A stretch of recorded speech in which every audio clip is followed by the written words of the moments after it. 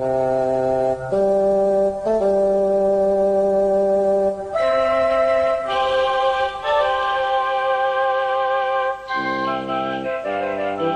Geeks, Two Beers, episode 58, Highlander.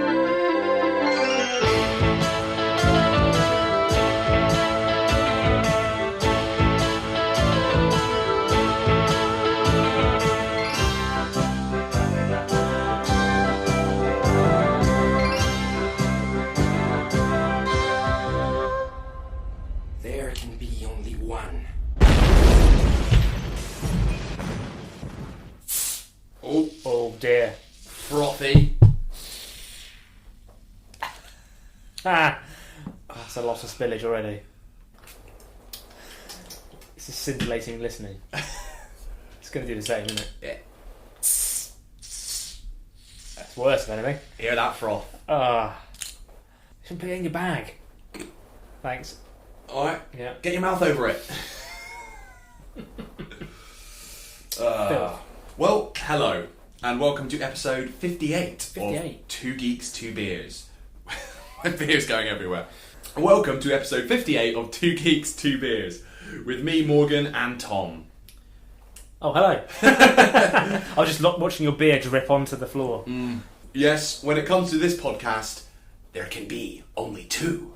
Now, with my questionable accent, it's only right and proper that I'm taking up the reins to give the Highlander franchise a geeky going over. Is it Highlander or Highlander? Highlander. Highlander. Yeah. Highlander. We'll be exploring the Highlanders and Lowlanders of the film series. Nice. So, let's toast now to the Clan MacLeod with fine ales. Highlander. Pretty happy with that. Good. It's actually got That's the first time ever with the actual name of whatever we're talking about. there's an actual tangible link. Yeah. It's a brown ale brewed, of course, in Scotland. Volume 4.8%, bottle size 500ml, recommended serving temperature 7 to 10 degrees, in case you're wondering. And it's very frothy. Is it named after the film franchise, or is that just a thing? I imagine it's named after the Highlands in Scotland. I apologise to Scotland. Fresh, fruity and balanced, Highlander from Fine Ales in Argyll is an amber beer, crisp and refreshing with grassy hops, a chewy toffee backbone and plenty of zesty citrus notes. Highlander is light and sessionable with a pleasant lingering bitterness. Sessionable. Two Geeks, Two Beers, light and sessionable with a pleasant lingering bitterness. Yeah. Fair enough. Cheers. Cheers. I'm scared of doing this. Careful. So, That is a big bottle. so, what do you know about Highlander? Absolutely bloody nothing. Right. I know that it's a cult franchise, and I know that the second film is shit. That is it. I know nothing about the plot. I don't know anything about anything. Is it sci-fi? Don't know anything about anything. Well, yeah. So sci-fi, fantasy. So the Highlander franchise begins, predictably enough, with Highlander. Okay. It is, if not a great movie, Right. absolutely a hell of a good time. Okay. I don't think Martin Scorsese would call it great cinema, but it's a bloody good time, Martin. So this is the first film. Is it the best of the franchise? Absolutely the pinnacle. So They never came out got- of the gate strong. Okay. It was never this good again. But even saying that, it's not that great. No, it is great. Okay. But I worry if not, if you listen to this episode for the first time and like Morgan's raving about Highlander, it's not like a great movie, but it is For what it is. amazing. Okay. It's such good fun. All right. But it's not. Oh God, I'm falling down the same trap. It's not cinema. It's great. It's great. Right. And it was and it was released in 1986, which means that, just like me, it is soon to be 33 years old. Yeah. It's actually my birthday tomorrow, Tom. I suppose you got me a present or anything? Here's a trailer for Highlander. I genuinely forgot. From another time comes a man of great power. Talk funny, Nash. Where are you from? Lots of different places. A warrior of incredible strength. You've the devil in you. We've been kinsmen 20 years. Connor MacLeod was my kinsman. I don't know who you are. Because you were born different, men will fear you, try to drive you away. A man uncertain of his future. What you got here, Brenda, is a guy who's been creeping around since at least 1700. It's not possible. And haunted by his past. You cannot die, MacLeod. I am Conor MacLeod of the Clan MacLeod. I was born in 1518 in the village of Glenfinnan on the shores of Loch Shiel. Now I am immortal. A hero who is about to face his greatest challenge. You will always be weaker than I. What can you tell me about a 7-foot lunatic hacking away with a broadsword at 1 o'clock in the morning, New York City, 1985? Not much. For he is not alone. In the end,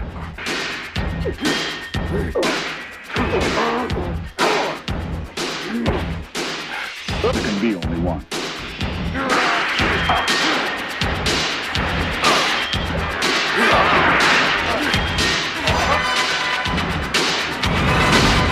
Highlander. There can be only one. Here we are, we're the princes of the universe, and we belong. It's survival, we be the rulers. So, as someone who knows little about this film, it looks absolutely bonkers. Yeah. So they're at one moment they're in Middle Ages or something. Ye olde time Scotland. And suddenly they're in the present day as it was then. And I never expected wrestling to be in the trailer. There was a whole bit about they were just watching wrestling for no reason. That's only one scene in the movie. So you're going to tell me, I'm sure. I thought it was time travel. No. So it's like Dracula. He's immortal. So he's lived this entire time. Right, and it flashes. It takes place in the then present of 1985 and flashes back to his past lives. Right. So Sean Connery's only in the past. Correct. All right.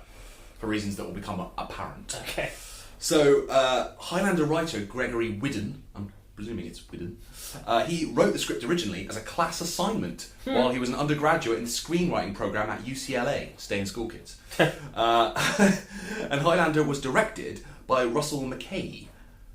Have you heard of this name before? No. He was one of the most prominent music video directors of the 1980s. If you think of a classic 80s music video... Take On Me? This guy did it. Not Take On Me.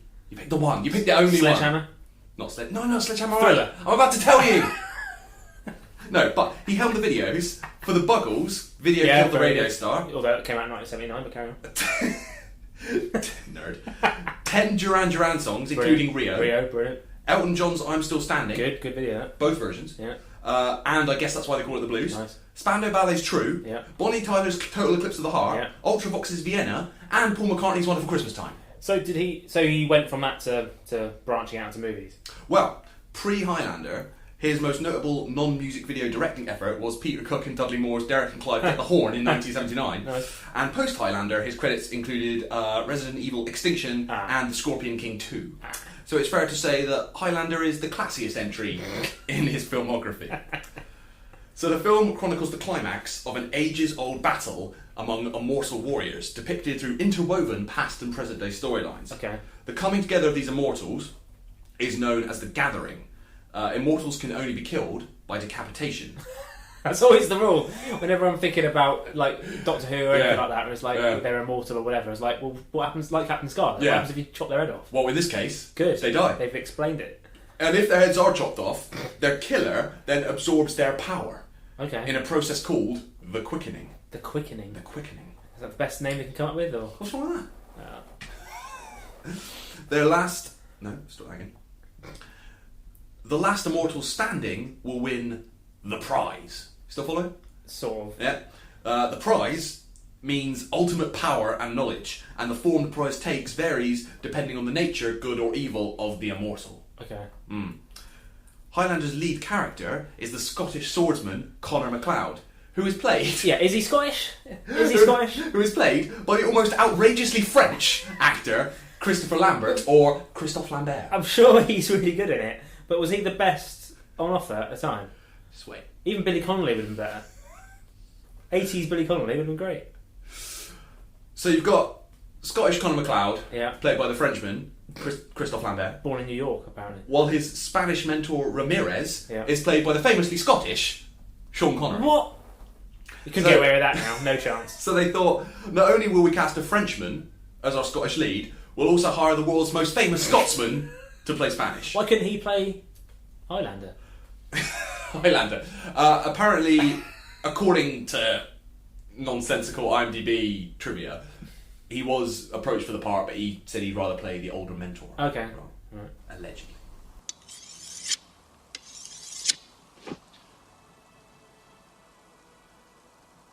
Sometimes, MacLeod, the sharpest blade is not enough.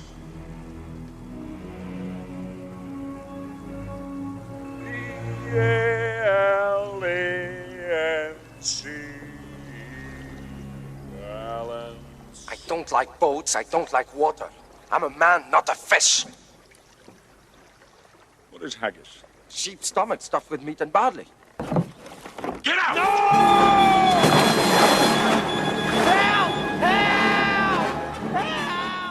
I mean, as dodgy accents go, it's almost there. It's almost there. If you concentrate, strongly enough. So, Lambert had just barely learned to speak English when he had to put a Scottish accent. When he took this role. Something that filmmakers allegedly only discovered after he'd signed the contract. What were they thinking? But What was also, the audition process like? Exactly. Did he just audition phonetically? Did he learn his lines phonetically? And surely that is breach of contract, where he turns up and they go, "Oh, you can't speak English. Well, you're obviously fired." I don't understand how this process worked.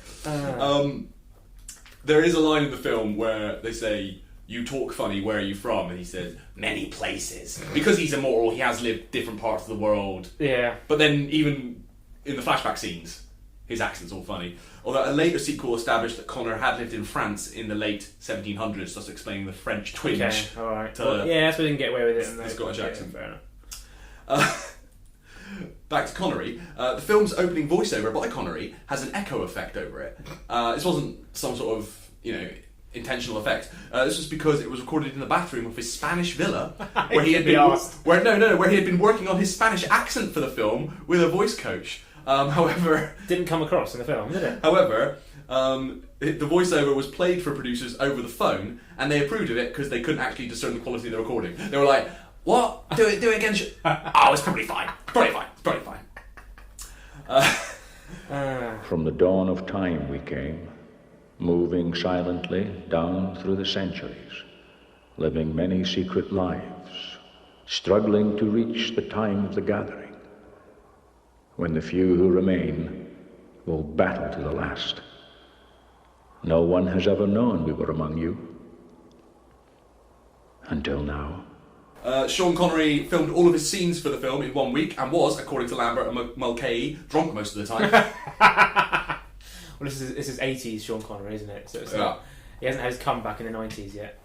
Well, Highlander was, a pretty high-profile role for Connery in the 80s, but he hadn't had his Mr. Sexy 90s comeback. No. So in the film, Conor MacLeod is one of a number of immortal warriors who can be killed only by decapitation.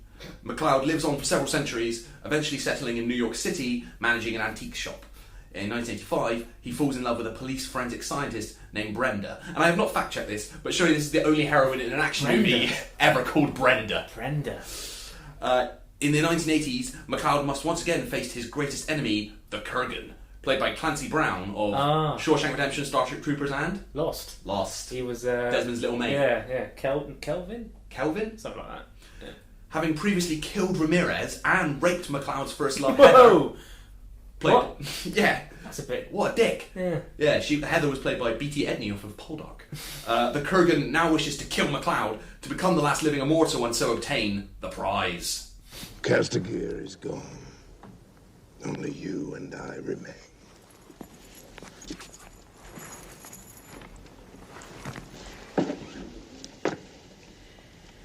Nice to see you, Kurgan. Who cuts your hair?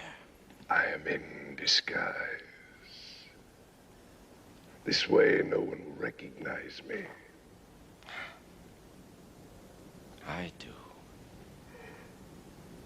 What do you want? Your head. And the prize. Watch. Happy Halloween, ladies!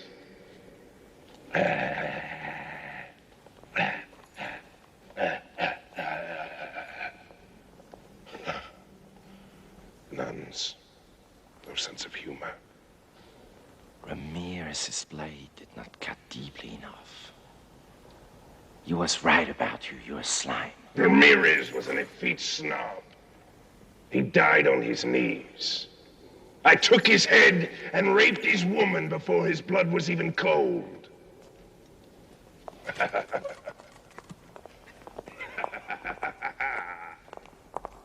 What a dick. What a dick. Kurgan, what a dick. He's underrated, Clancy Brown, isn't he? He's, yeah, good in everything he's in. I've just looked him up on Wikipedia. Obviously you can't see it on audio, but look him up. Hopefully it's the same picture when you look him up, because the main picture of Clancy Brown is that. Whoa. So grumps. Furious that he's at Comic-Con and taking a photo. He looks like Grumpy Cat. Yeah. He looks like Grumpy Cat. Highlander received mixed reviews and was not a success at the box office at the time. No. Oh. So the original film made just $12 million against a budget of $19 million. However, it has gone on to have a cult following. Funny that, isn't it? Funny that. Always does. As Rotten Tomatoes puts it, people hate Highlander because it's cheesy, bombastic and absurd, and people love it for the same reasons. Come on, it's 1986. What are you expecting? Yeah. Nothing good came out in 1986. Including me. Yeah. Part of the film's popularity, ongoing popularity, cult popularity, is down to its soundtrack by Queen. Right, this is the thing. So I had no idea until relatively recently, I think it's because we talked about it in the previous episode, that what a kind of magic was in this film. It's from this film. But it doesn't sound like it belongs in this film at all. Like, I know a lot of it is set in the present day and everything, but it just doesn't... It's a kind of magic. It doesn't sound like it should fit in this sort of weird Scottish I don't know, sci-fi. It's quite a camp movie. Mate, as I think, I think all this time, the only picture I've had of Highlander was from the past. Right. So I thought it was all set then. Yeah. So the idea that it's a kind of magic, it just didn't work. He's in the remote Scottish Highlands in the past, and the suddenly it's like, it's a kind of magic. Why are you making like contemporary music for a period drama? It's an incredibly 80s movie. Okay, it screams well, 80s. So the soundtrack by Queen included the original song, Kind of Magic. Oh. Not It's a Kind of Magic, Kind of Magic. Yeah. It's like the best, Yeah. not simply the best. The song is based on a line by MacLeod in the film. When asked how he comes back from the dead, he replies, "It's a kind of magic," which inspired Queen to write the song. Right, okay. Queen originally intended to record only one song for the movie, but after viewing footage from it, they loved it, and they were like, "Now we're going to do the whole soundtrack. We love it." But before Queen decided to do the soundtrack for the film, David Bowie was under consideration to write the Highlander soundtrack. Duran Duran considered as well. Sting, who was apparently also considered to play Colin MacLeod, and British rock band Marillion turned just laughing at Marillion. Just Fish wasn't up for it. No, so they turned down the chance to record the soundtrack because they were on a world tour, and Fish was like, made a mistake. Fish came out and was like, he made a mistake. But do you know what I find weird? Because everyone knows that Queen did Flash. No, I feel like the legacy of Queen having done Highlander just isn't the same. It doesn't have the same. I feel like It's a Kind of Magic became such a big hit, it sort of surpassed the film. Yeah, that's true. I think that people do know that Queen did the soundtrack for Highlander. It's me being. But because there's no song where they go Highlander, I don't know what that was, but you know, Highlander, because they're literally Princes going of the Universe. Exactly. Yeah, exactly. Said it to myself. Very good. Congratulate yourself. But yeah, because there is no song called Highlander, It's a Kind of Magic has. You're right. Yeah, I think it's more famous than Highlander. Yeah. Weirdly, despite a mention in the film's end credits that a soundtrack was coming, to date a complete soundtrack album for Highlander has never been released. What? Although Queen's 1986 album, A Kind of Magic, features several songs from the film, but there's no complete soundtrack featuring all the songs they did. Weird. Although fans have, of course, made their own compilations. Yeah. A little bit of trivia. Alright. Yeah. So, the swords sparking while clashing in Highlander's iconic fight scenes were accomplished by attaching a wire to each sword that led down the arms of the actors to a car battery. One was totally unnecessary and doesn't sound at all safe. One was connected to the positive terminal and the other to the negative terminal, so that when the swords touched, there was an arc. Sparks. Rutger Hauer, R.I.P., and Nick Nolte were apparently considered for the role of the Kurgan. Yeah. And considered alongside Christopher Lambert for the part of Connor, and this is classic IMDb. Kurt Russell, Michael Douglas, Richard Gere, Patrick Swayze, Peter Weller, Ron Perlman, Liam Neeson, Gary Oldman, Val Kilmer, Bill Paxton, Michael Biehn, Jeff Goldblum, Kevin Costner, Mickey Rourke, Ed Harris, Mel Gibson. We didn't start the fire! It's just a list of fucking 80s action heroes. Just a list of men. Did you say Richard Gere? Was he one of them? Yeah. Just a list of Tom men. Cruise, Bruce Willis, fuck it, Stallone, Arnie. Always the same ones. But if it's not true, who's making up these lists? I know. Who's populating Who's going to IMDb discredit trivia it? lists? Who's going to discredit it? It's like, I don't know what they're getting out of it. I don't know, you know. But... Slip Richard Gere in there, see if anyone notices. Glenn Close, Linda Hamilton, Demi Moore. Again, just 80s women. Like, Who else on the list? I don't know, Jane Fonda. No, Sigourney Weaver. They were all apparently on the shortlist for Brenda. Yeah. While Clint Eastwood, Malcolm McDowell, Gene Hackman, Peter O'Toole, and Michael Caine were apparently considered for Ramirez. I think. Any Spanish actors around? Or... No, none in Hollywood at that time. Who cares? But also, like, Michael Caine is possibly the only person who could be less convincingly Scottish than Sean Connery. You have the manners of a goat, and you smell like a dung heap. There can be only one. You're only supposed to cut the bloody head off. He was 4,000 years old. He was 4,000 years old. I'm not going to bury another Highlander. I won't bury another Highlander. Other notable cast members in Highlander include Hugh Quarshie, who plays Rick Griffin in Holby City. Oh, yeah. He plays Connor's fellow immortal and friend, who was killed by the Kurgan. And Celia Imrie as Kate MacLeod, Connor's lover in 1563. Oh, there you go. 1536. Can't read. Too drunk. Who cares? Now, the film's tagline was famously... There can be only one. There can be only one. Yeah. So what'd you do? Make a sequel. You not only make a sequel, you make one of the worst sequels of all time. Here's the trailer. Fucking hell. Somewhere in the future,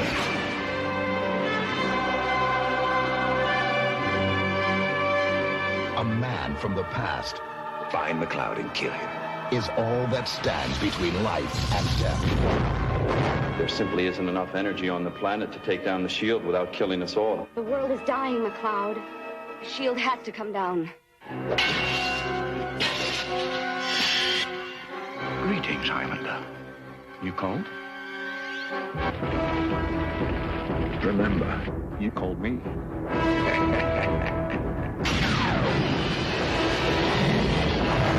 Just remember, the quickening. It sounds like magic. Well, it is, kind of. Christopher Lambert, Sean Connery, Highlander 2, The Quickening.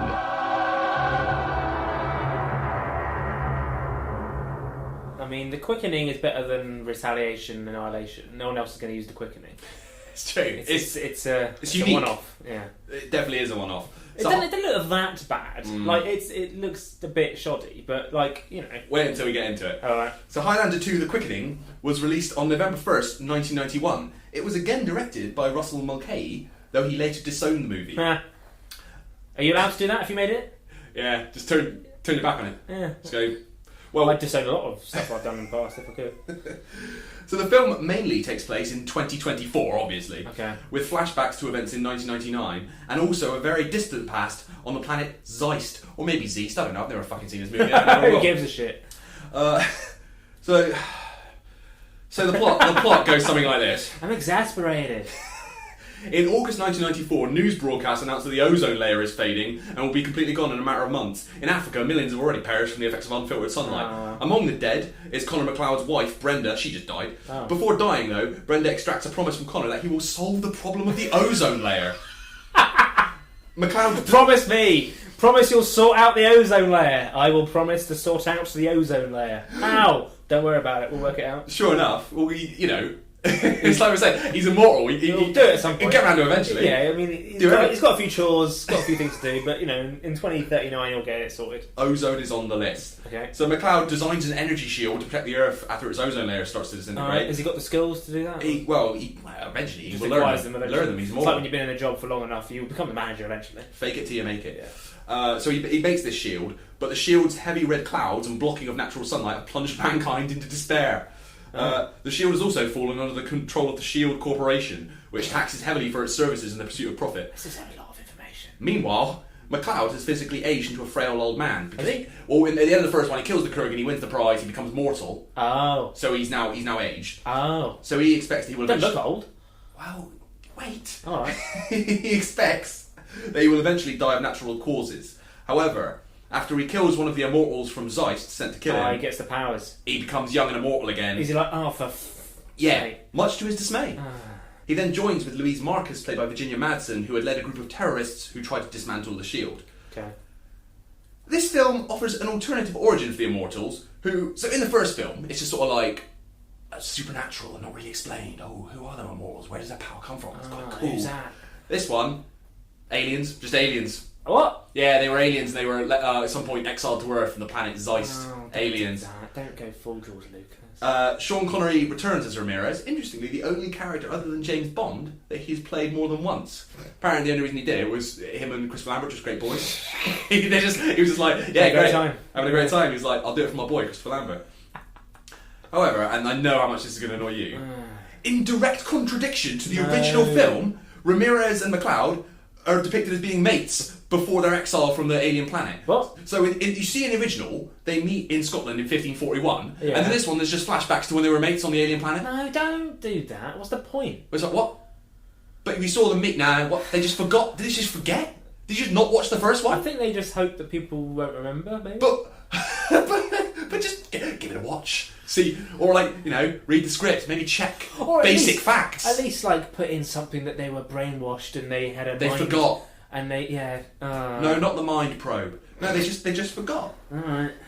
Highlander 2 is widely regarded as one of the worst movies ever made. Is it really genuinely bad? It's one of the worst movies ever made. According to the documentary Highlander 2, Seduced by Argentina, that subtitle will make more sense in a little while. Yeah, fine. The film's apparent poor performance is partially a result of the financier's interference with the work of director Russell Mulcahy, hence why he disowned the movie. Okay. Mulcahy reportedly hated the final product so much, he walked out of the film's world premiere, reportedly doing so after just 15 minutes. For similar reasons, Christopher Lambert threatened to walk out of the project when it was nearing fruition. He was like, this is shit. Get me out of here. However, due to contractual obligations, he could not leave the film. In 1995, Mulcahy made a director's cut version known as the Renegade version, which radically altered the movie, including removing the entire extraterrestrial element, and instead establishing that the Immortals were from Earth's distant past. So, is that the definitive? I mean, it's a bit better, if you want to call that definitive. On review aggregator website Rotten Tomatoes, the theatrical version of the film holds an approval rating of 0%. What? Your old boy Roger Ebert, he named it the worst movie of 1991, giving the film a score of 0.5 star out of 4, saying, Highlander 2 The Quickening is the most hilariously incomprehensible movie I've seen in many a long day. A movie almost awesome in its badness. Wherever science fiction fans gather in decades and generations to come, this film will be remembered in hushed tones as one of the immortal low points of the genre. Michael Ironside played the villain Katana in the film. Katana! And he recalled his experiences on the movie. Yeah, listen, I hated that script. We all did. Me, Sean, Chris, we were all in it for the money on that one. We were all in it for the money on that one. I mean, it did read as if it had been written by a 13-year-old boy. Ironically, despite apparently being in it for the money, Christopher Lambert was later swindled out of all the money he made on The Quickening by Argentinian con men. Lost it all. Wasn't worth it. Why? I don't know. He just made a bad investment with some Argentinian con men and lost all the money he made. It's like mixed with the bad. It's like people ask Michael Caine if he's seen Jaws for the Revenge. Oh yeah, and he says spent it on a. He says no, but I saw the house it built and it's fantastic. Fine, fuck it. Lambert doesn't even have that. Doesn't even have that. Dear. So for some reason they made another one. Okay. Well, I suppose they're thinking, right, look, that second one was diabolical. Let's try and revitalise the franchise, start again. Sure. Well, sure enough. 3 years after The Quickening came Highlander 3 in 1994. Released under a number of different titles, it was also known as Highlander 3 The Final Dimension, Highlander 3 The Final Conflict, and Highlander 3 The Sorcerer. It was directed by Andy Morahan. His other major cinematic effort was 2009's Goal 3 Taking on the World. But you can sort of see why they went with him, because Morahan, like Mulcahy before him, has an incredible career though in music videos. He helmed Wham's iconic Last Christmas video, and Wake Me Up Before You Go Go, Pet Shop Boys' West End Girls, When Will I Be Famous by Bros, S Club 7's Never Had a Dream Come True, and Don't Stop Moving, Blues All Rise, amazing, and this is incredible, and you will love this, Biffy Clyro's Many of Horror, and Matt Connell's cover version of When We Collide. He did the videos for both. That is bizarre. He did the videos for both. When you hit me hard.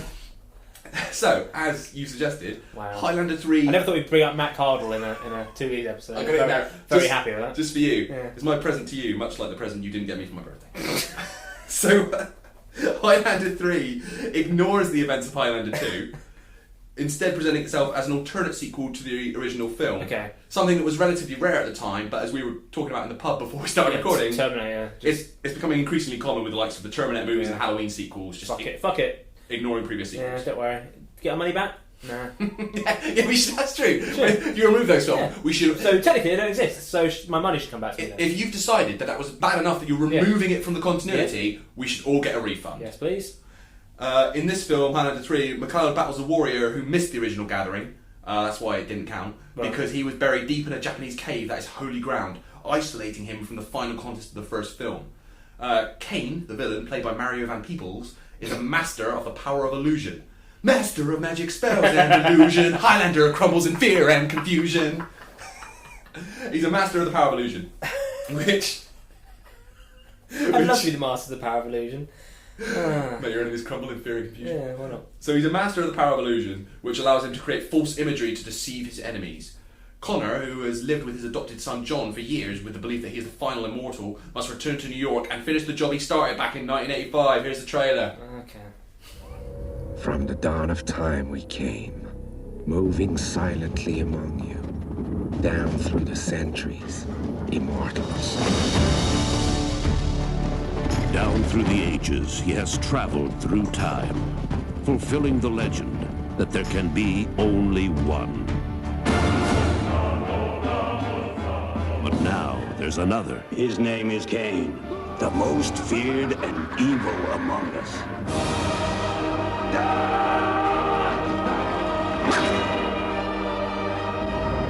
Highlander's out there somewhere, and he owes me for all those years. Two enemies from another time are about to collide in this one. Highlander 3, The Sorcerer. There's a lot going on in that. And they keep saying he travelled through time. No, he didn't. No, he lived through time. Just lived his life. But by that definition, we're all travelling through time. We're travelling through time right now. Very slowly. Yeah. It feels like it. Mixed reviews. Highlander 3, it received mostly negative reviews. But it is considered to be an improvement on Highlander 2. Yeah. But only just. Yeah. Stephen Holden of the New York Times called it cheap, silly and lifeless. The film holds a 5% approval rating on Rotten Tomatoes. 5% better. 5%. And was a box office bomb, making a loss of $17 million. Can't believe this was at the cinema. So the first one bombed, the second one is one of the worst movies of all time, and and the third one also bombed. Who are they making it for? Well, at this point, there was a change of tack, change of approach. Okay. So, in October 1992, so this is actually 1 year after the release of Highlander 2 and 2 years before Highlander 3, there came a TV spin-off, Highlander the series. Right. So this ran for 6 seasons and 119 episodes until May 1998. So Highlander 3 came out in the middle of the TV show's run. Okay. Now the series followed Duncan MacLeod. Duncan, played by Adrian Paul. He was another immortal from the same clan as Connor, who you just never mentioned before. And Christopher Lambert reprised his role as Connor, though, in the pilot episode. Okay, so he believed in the franchise long enough to do this. So originally, Connor MacLeod was going to be the protagonist of the TV show, and they were just going to recast him. Okay. Well, they approached Christopher Lambert, he declined, and then when Adrian Paul landed the lead role, to his credit, said, I don't want to play that character, that's Christopher Lambert's character, let me create my own character. So they created this character of Duncan MacLeod. Here is the could not be more 90s title sequence to Highlander the series. He is Duncan MacLeod, the Highlander. Born in 1592 in the Highlands of Scotland, and he is still alive. He is immortal. For 400 years, he's been a warrior, a lover, a wanderer, constantly facing other immortals in combat to the death. The winner takes his enemy's head, and with it, his power. I am a watcher, part of a secret society of men and women who observe and record, but never interfere. We know the truth about immortals. In the end, there can be only one. May it be Duncan MacLeod, the Highlander.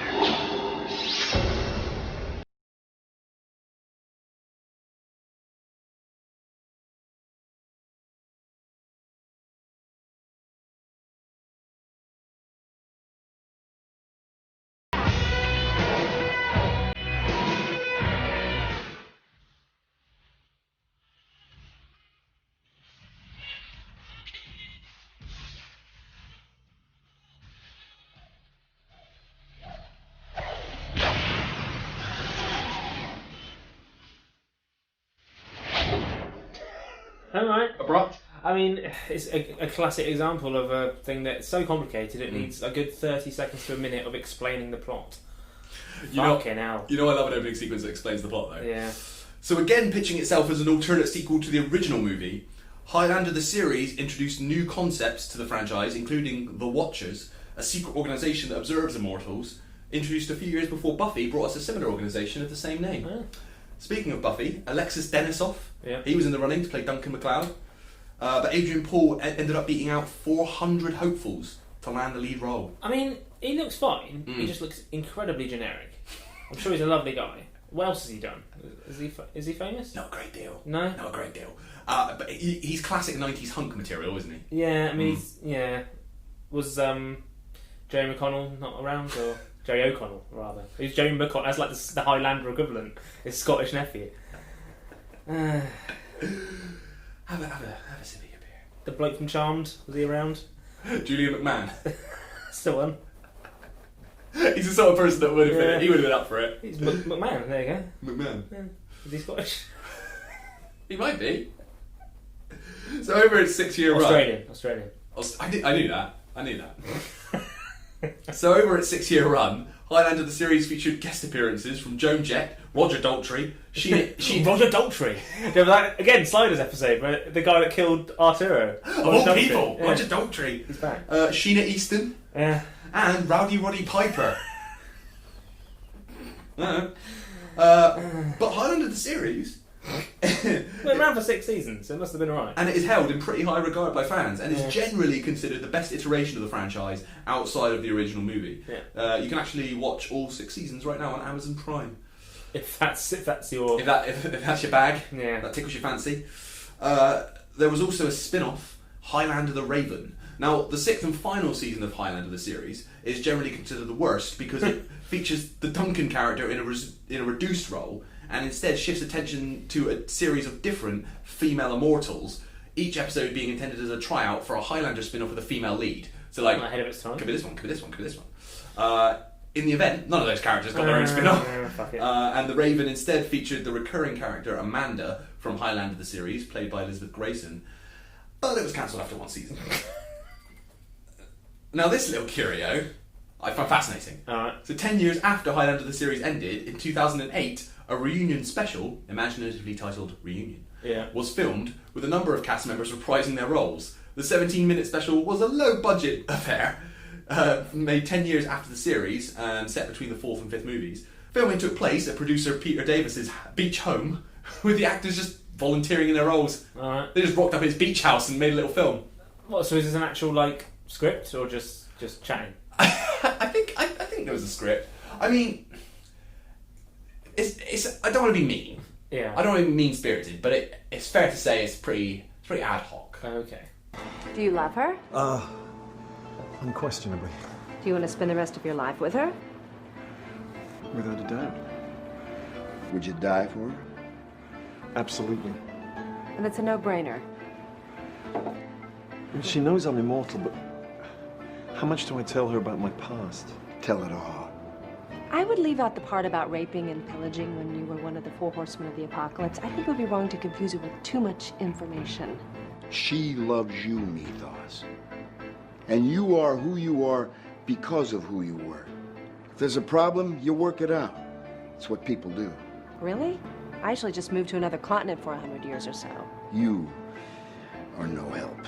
But I'm so much fun. Look, you're gonna be happy. Yeah. I know. No, you don't. What you are is terrified. Now, what he is human. I'd like to propose a toast. Well, then I need a drink. No, you don't. This one's to you. To Joseph, the man who always reminds us who we were and who we are. To you, Joe, the wisest of us all. Here, here. What's going on? It's the character Mythos who is in the series, and he's sort of talking about settling down and, do I tell her about my shady past? My raping back in the day. I mean, why the weird music in the background? It made the room look good. Jesus. So, I was like, I won't be mean, you just went right in there. Oh, dear. So, back to the movies now. 2 years after Highlander the series cancellation, and 6 years after the third film, came a fourth movie, Highlander Endgame. Way ahead of its time. Yeah. On IMDb, one of the trivia points is, she has the same title as Avengers Endgame. Trivia. It's not trivia. It's not trivia. That's no. It's barely a fact. It's just. Okay. So this 2000 movie, I think this you will quite like. It united the mythologies of the films and TV shows. Good. So the film featured both Christopher Lambert and Adrian Paul as co-leads, and original Highlander Gregory Whidden, he contributed to the story. Good. For centuries, immortals have moved silently among us, knowing that in the end there could be only one. But now, in this world, in this time, I don't care about the game. I don't care about the rules. A supernatural enemy has grown too strong for any immortal to face alone. He's surrounded himself by immortals loyal only to him. There has never been a more powerful immortal. Fear the worst. What has always been a fight for one, Neither one of us can beat him alone. has now become a battle two must face. You and Connor are like brothers. Together.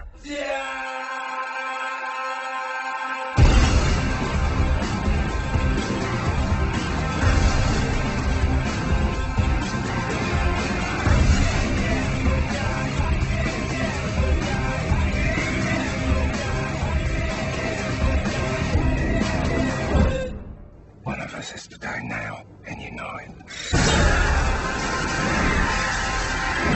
Highlander Endgame. Donnie Yen. Donnie Yen in that. Yeah. I had no idea. Yeah. Is that Donnie Yen? Or that's not Donnie Yen. Yeah, he's in it. Okay. So this came out in cinemas. 2000. Okay. You just can't believe it. Yeah. Rob Zombie on the soundtrack. I'm up for that. Yeah. I mean, so who went to see?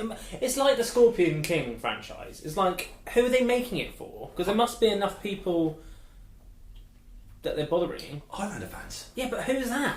Like, actual fans. Hopefully no one listening to this. So good concept, right? The boys, Connor and Duncan, they come together, they team up. Duncan, yes. Yes, Duncan. It's like when, what's it? It's like when Ice Cube turned up in the latest Triple X movie. And it's like, yes. One from the shit franchise, but yeah, came in. You're knowing the two. Yeah. Good idea. Poorly executed. Not great execution. Okay. The film received a mostly negative reviews. Did it lose money as well? Yeah, it's got 12%. When have they gained money? Well, all right. So it has a 12% rating on Rotten Tomatoes. The best film since the first, technically. Alright. And again, was a box office bomb, losing $10 million. But has this franchise ever made money? No. Of any description? They've lost about $50 million. What are they doing?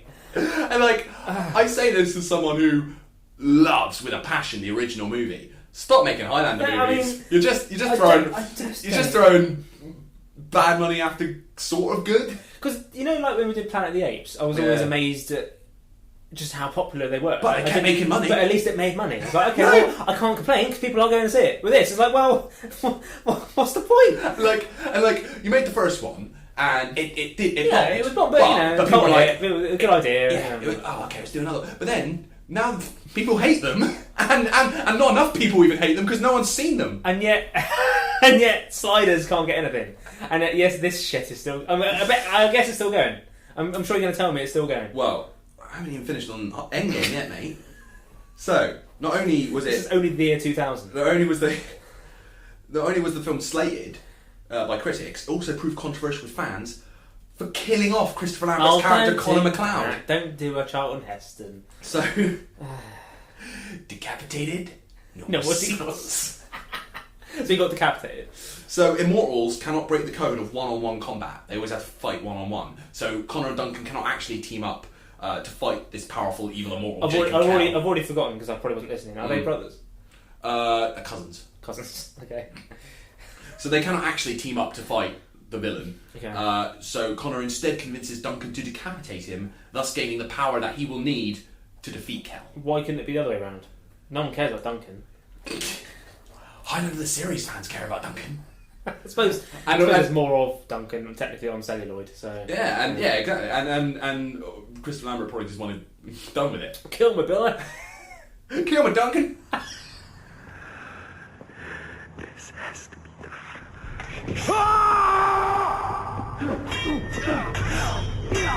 No, Connor, not like this. Come on, stop. Connor, stop. Duncan. One of us has to die now, friend. No. And you know it. No. Goodbye, Duncan. My true brother. I love you, Connor.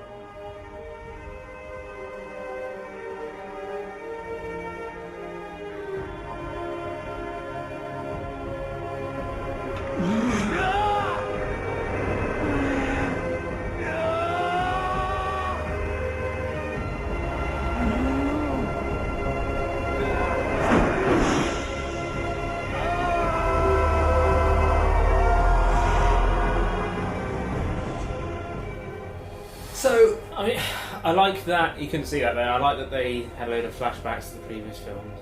And not amazing execution in the way it's No. filmed. But, you know, Adrian Paul acting his little He's socks trying, off. he's trying. Him and Lambert doing well. I do like that by this point Lambert has just sort of forgotten he's meant to be doing some sort of Scottish accent. That's just gone out the window. And I've remembered his voice now from the Mortal Kombat film. Yeah. I don't think so. So, this from IMDb. The film's trailer contained many sequences and elements not in the film, including scenes suggesting that the villain Jacob Kell possessed supernatural abilities, and a scene showing Connor and Duncan leaping through a magical portal. It was later revealed that certain scenes were shot exclusively for the trailer to make the film look more interesting. It was like, make it look better. But again, that's ahead of its time. The amount of films that do that now, they just put shit fake stuff in the trailer and then it never happens. Highlander Endgame. Yeah. Trendsetter. Yeah, it is. But somehow, another one? This was not the end of the Highlander franchise. God, kill it dead with a stick. You can't, it's immortal. So the franchise returned to TV for a television movie on the Sci-Fi Channel, Highlander the Source, in 2007. The film again starred Adrian Paul as Duncan MacLeod and is set in the near future, with Duncan and a group of immortals on a quest to locate the mysterious source of immortal power. Over the past week, the planets of our solar system have moved outside their orbital paths and are coming into alignment. When that alignment is complete, the Earth is going to be bombarded with cosmic radiation. The moment of the source? Tell us what you found. He has risen. The Guardian. He's coming. There can be only one. The Guardian is awake. Find MacLeod. I am Duncan MacLeod of the Clan MacLeod. Mythos and others are looking for the source. You can join them and find out what it's about and see what it has to do with Anna. How can we know we're going to get to the source anyway? Maybe the Guardian will kill us before we reach it. That's if we don't all kill each other first.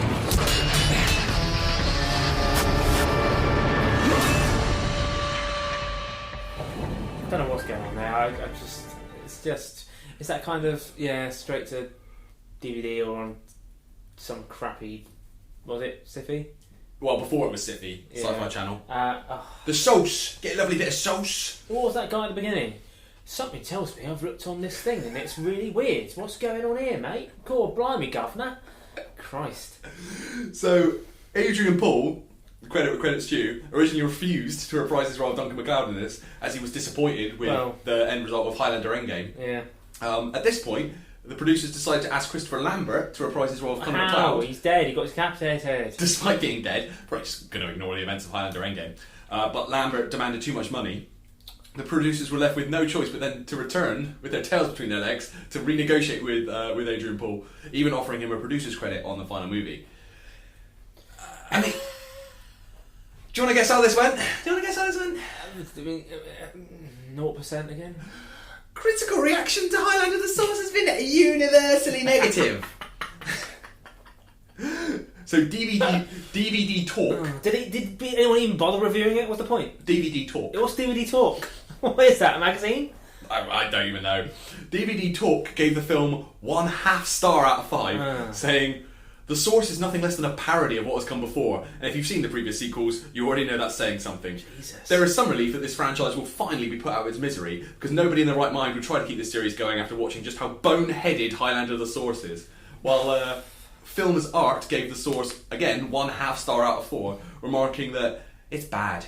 Cheesily bad, colossally bad, monumentally bad enough to make you never want to watch another movie ever again. But I just don't understand the point. Like, it's similar, like with the Terminator films. Apparently the new one's alright. But for years, it's like they just keep making them, hoping that eventually they'll get back on form. Well, again, with Terminator, they were at least making some money. Yeah. They were at least making some money. I feel like this is like a shit version of the Terminator, where they're like, nah, come on, let's keep doing it, because eventually we'll get back to the mediocrity of the first one. Hey! Too far. Well, eventually we'll get back to this is an alright film. The enjoyable nonsense of the first one. Yeah. Yeah. God. The Source was intended to be the first film of a planned trilogy. Those plans were later abandoned. Trilogy. How dare you? How dare you even assume that'd be fine? So, that is the end of Highlander. It's not though, is it? We always do this. At least in live action. Not a cartoon series. There was a cartoon. Why? So Highlander the animated series ran for 2 seasons from 1994 to 1996 and followed yet another MacLeod, Quentin, in the far future of the 27th century. Highlander in the 27th century. 7 centuries have passed since the Earth plunged into darkness. 7 centuries since the Jetitor swore to regain for man his lost knowledge and freedom. All the immortals took the oath, all except one who dominates the world. But soon an immortal will come to confront him. His name is Quentin MacLeod. He is the Highlander.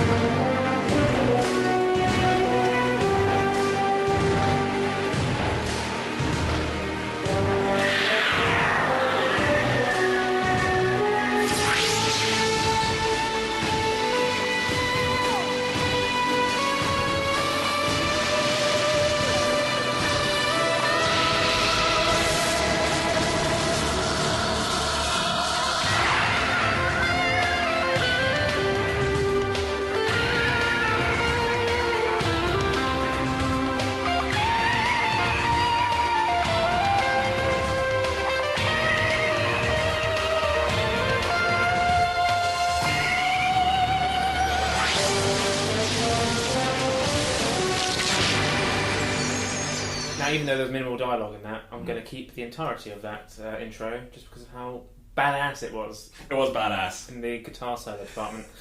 So good animation as well. Yeah, it was alright. So this animated series takes place 700 years after the events of the original Highlander. And ignores, again, all of the sequels. Again, positions itself within the franchise as an alternative sequel to the first Highlander. A franchise that has been rebooted like no other. Right. This animated series establishes that Connor was killed by the show's villain Cortan. Christopher Lambert was offered the chance to reprise his character in a voice role, but he turned it down. Fair enough. Unrelated to this, I hope you're still listening because Tom isn't.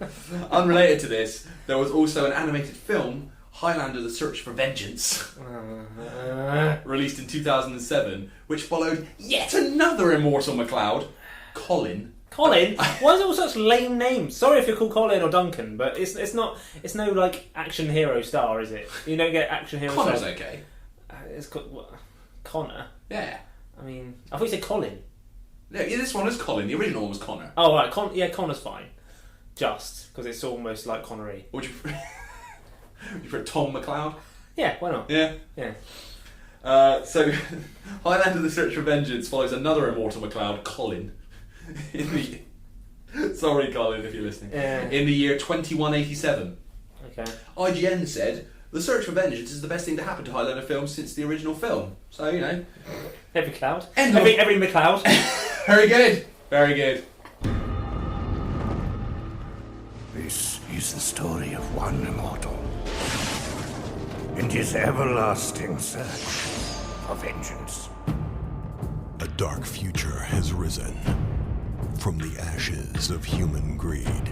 My new world begins! A world dominated by evil. Your obedience is all it takes. But there is one warrior who has fought for freedom through centuries of conflict. He shall be known as our brother, Colin MacLeod. As empires have risen and fallen.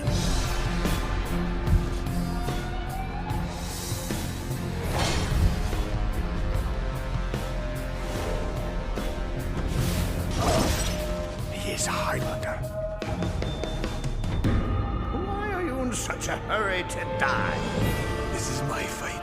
Now, an ancient battle will be resurrected. In the name of honor! They will pay for this. An ancient score will be settled. Time's a wasted. It will only end with your death. For the sake of love. Blood. That'll hurt. Rebellion. Vengeance. There can be only one. Highlander, the search for vengeance.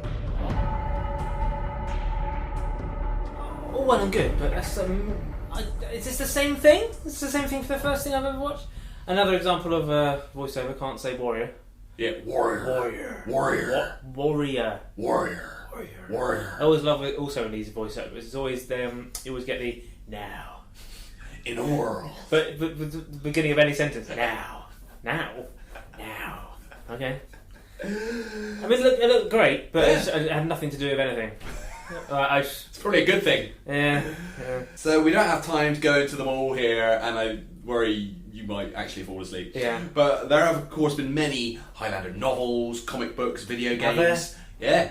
Of course. And what kind of cult franchise would Highlander be if it didn't have... Concert tour? No. Audio drama spin-offs. Big Finish? From Big Are Finish. you serious? Yeah. It's the one time that I would have thought, nah, there's no link to Big Finish. Big Finish... Of all the franchises, they did a Highlander. They released a series of audio plays with Adrian Paul coming back to play Jesus. Duncan MacLeod. So niche. Like, who's clambering for that? Sorry, guys. Did you say who's clambering? Yeah, is that not a word? Clambering. Clambering. Who's climbing for that? But who...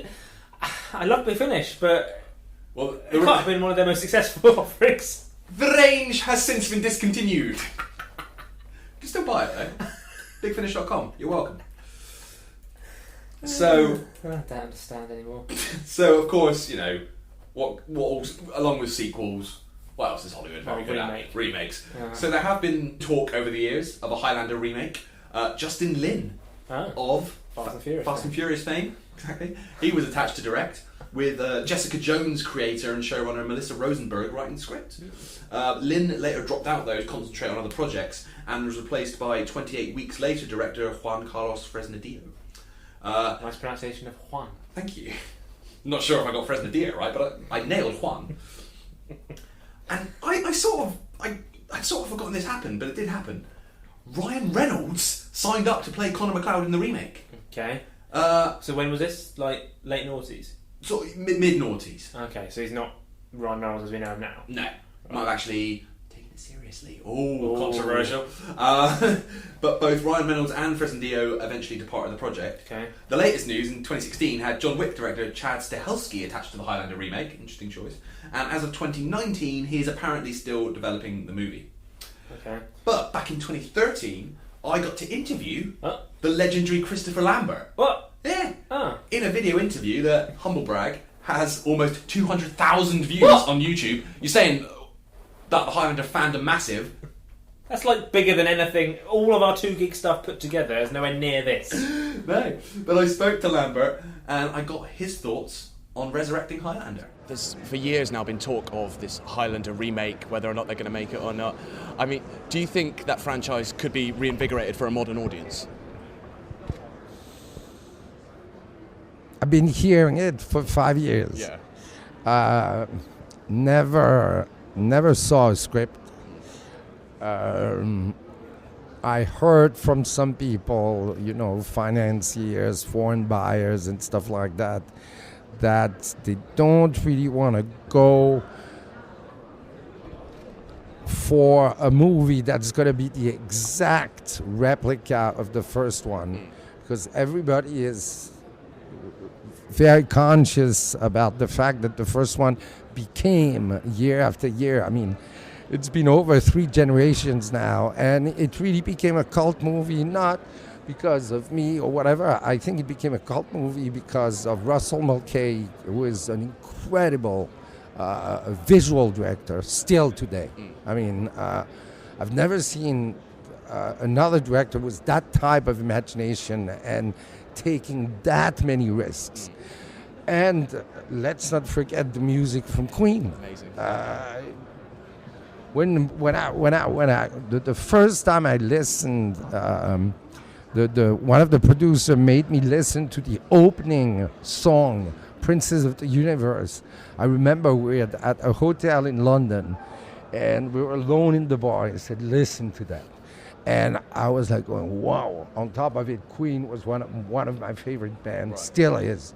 So it's not, why not redo Highlander?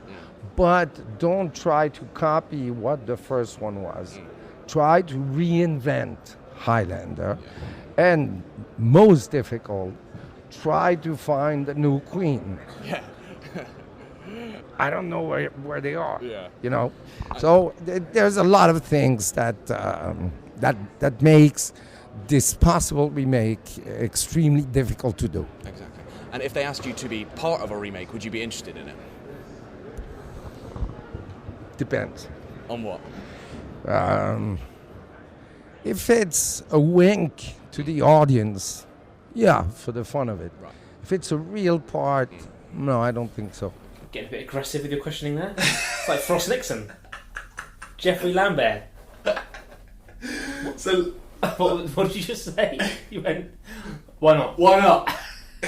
So Lambert is keen on a cameo, but he doesn't want a substantial role, or at least he didn't at the time, in any potential Highlander remake. What year was that? You said 2013. So he knows by now to leave well enough alone. Yes. Not now, are they?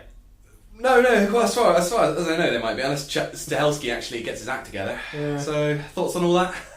I mean, it's up there with one of the worst franchises of all time. I'm sorry. I'm sure, because the thing is, if you've found this on Reddit or somewhere else, chances are you're a Highlander fan. And I love the first Highlander movie. Yeah. And I'll admit, I'm not all that familiar with the series, but I hear the series is very good. The TV series. The TV series. Okay, well, let's not talk about that one. But I just feel like in terms of the movies, again, far more shit than good. Yeah. Hasn't been good since 1986. Very same with me. And me. It's a lot of fun. Yeah. But it's actually shit, though. But is it though? Is it fun? But actually, the first film was a lot of fun. It is great. Watch it. It's fantastic. You should watch the first one, and then stop. But I just don't see the point of the rest of it. I don't know who they're making it for. I don't know who's. Yeah. It is baffling that a franchise which has failed spectacularly so many times continues to survive. It is quite literally a kind of magic. I was going to say immortal. Both work. Okay. So that is it. You'll be pleased to hear. Yeah. Our latest gathering, Tom, Nice. is at an end. But if you're thinking, this cannot be, it's the devil's work, then don't stress. Because you can listen back to all 57 of our previous episodes at our website, 2geeks2beers.com. We're also on iTunes or Apple Podcasts, as it is now, Spotify, Stitcher, Podbean. Anywhere you can find podcasts, you can find 2 Geeks. You can and should subscribe. Give us a quick rating out of 5. And if you're feeling especially generous, throw a short review our way. Please do. Head over to all our social channels, at 2geekscast, Twitter, Facebook and Instagram. We're also on Patreon. Please go to Patreon. Get some exclusive goodies, all sorts of special mini episodes, outtakes. If you donate enough, we Yeah. even might do an entire... Well, we will do. Not even might. We will, that's the whole point. Contractually obliged. Yeah, to do an entire episode Yeah. of your choosing. We're also overhauling our YouTube. Yes. Posting clips from all of our episodes, going all the way back to episode 1. You just put 2 Geeks, 2 Beers into YouTube and you'll find us. Maybe send a friend a little sampler of one of your favourite 2 Geeks moments. Yes. And we always forget to say this, but you can also email us. Please do. podcast@2geeks2beers.com. Fire over your feedback and ideas for future episodes. In fact, It's exciting, isn't it? to encourage you guys to not be backwards and coming forwards, we're launching our first ever 2 Geeks, 2 Beers competition. Whoa! For anyone who's listened this far. Yeah, if you're still here, I mean, yeah. So, here's how it works. Email us your suggestions for a geeky topic we should cover in a future episode. As many as you like. Yeah. Tom and I will pick a winner. Yeah. Our favourite one. Not only will we record an episode on said subject, you will also win a copy of Fearful Symmetry, the essential guide to all things Highlander. John Mosby's book going behind the scenes on the franchise, talking to its key players, including actors, directors, writers, and producers. Rated 5 stars on Amazon. That can be yours for free if you email us your episode suggestions to podcast@2geeks2beers.com. So if you're a massive Highlander fan and you're still here after I've slagged it off for like an hour, yeah, great, you can win a book. You can well win done for surviving this long. You can win a book. And so the winner... Don't just recommend let's do more Highlander, because that's not going to happen. The winner will win Fearful Symmetry, the essential guide to all things Highlander. And I think we'll pick a couple of runners-up as well. Yeah. And we'll post you a couple of 2 Geeks, 2 Beers... Beer mats. Beer mats. Yeah. Who doesn't want a beer mat? Cool. So to play us out,